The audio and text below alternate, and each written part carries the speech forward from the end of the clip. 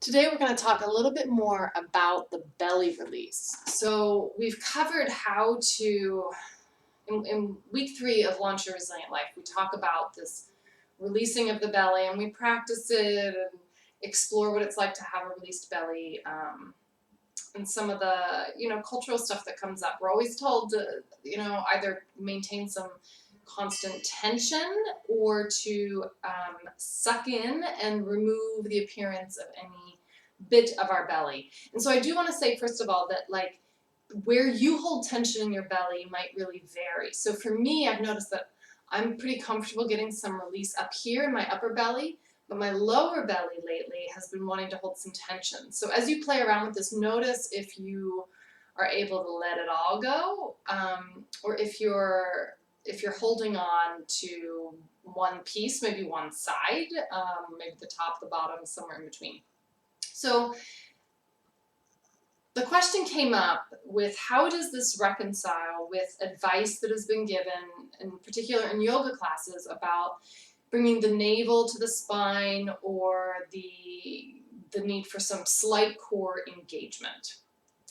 So I want to say a couple of things about that. The first is that I'm not a yoga teacher, so I'm not exactly sure of the context in which most yoga teachers are offering this information. So they might have a specific reason in their modality that makes sense, and yet you would probably need to chat with your yoga teacher, or some, if it's another instructor that, anybody has heard this from, you'd want to, understand, like, what is the point of that advice? That being said, in this work, and when we think about natural movement, a big piece of what we're talking about is reflexive movement. So if you have chronically engaged your core, right? So let's say, like, this is, now mind you, when we talk about a relaxed belly, we're not talking about your core turning off. We're talking about not holding artificial tension and not sucking in. So if this is my belly, and it's, got all these strings hanging around, in its relaxed state. So, and let's say I can suck in, right? I can get rid of it all. I can also just create some tension. So I'm gonna do that. I'm gonna create a little engagement, and you'll be able to probably see it change, right? So I'm not sucking in as much. Like, it's not the same disappearance of the belly, but now I can feel, okay, like, it's kind of hard here. So first of all, where does what's inside go? So even if it's just a little bit of a shift, we're changing the pressure systems inside the body. You have all of these organs and you've got fat, and when you go to displace that, it's got to go somewhere. So if it's no longer out in front of you, it's somewhere inside you, and it's probably wreaking some havoc. So this might be with your digestive system. Yeah, so chronic belly tension, has the ability to slow down all kinds of things. It could be creating or contributing to pelvic floor stuff, and making it difficult to breathe. Another thing with bringing the belly button to the spine.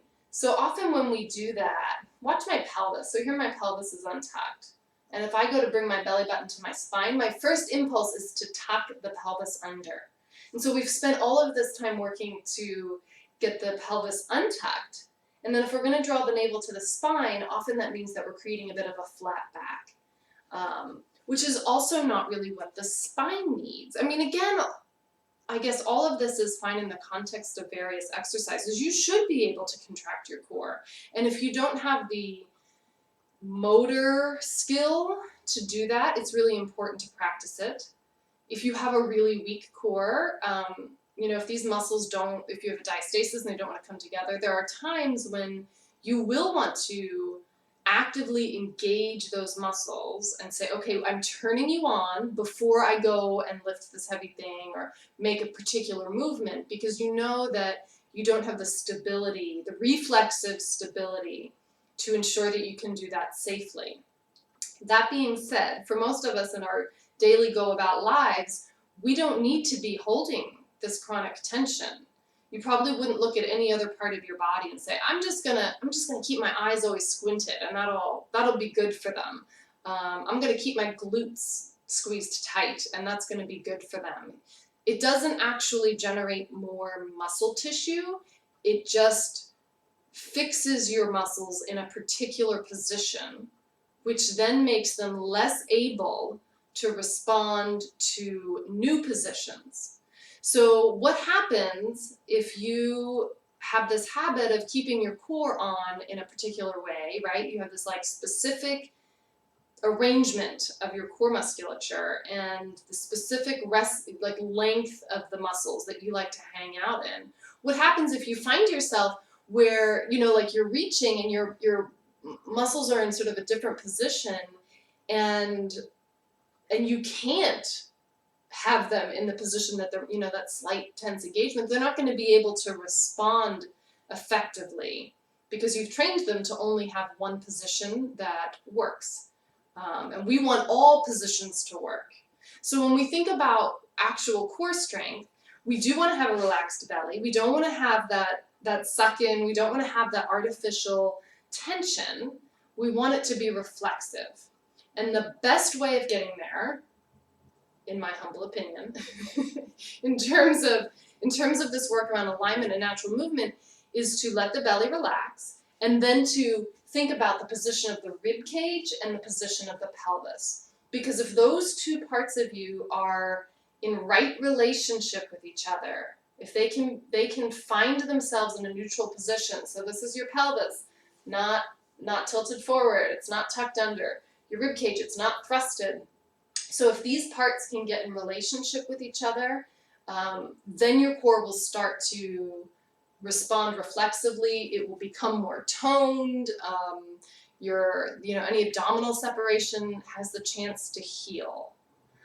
I hope that is clarifying. And I would love, for those of you who have heard this message, like keep the belly button to your spine and maintain this, kind of constant core engagement, I'd love for you to go ask your teachers and then tell me, because I just tend to filter that stuff out, and I haven't been actually to a yoga class in a long time, so I haven't even heard that instruction. But I know that it is out there, and I think it'd be great dialogue to kind of learn more about that. Okay, so that was a brief little bit on belly release and tension and all that good stuff.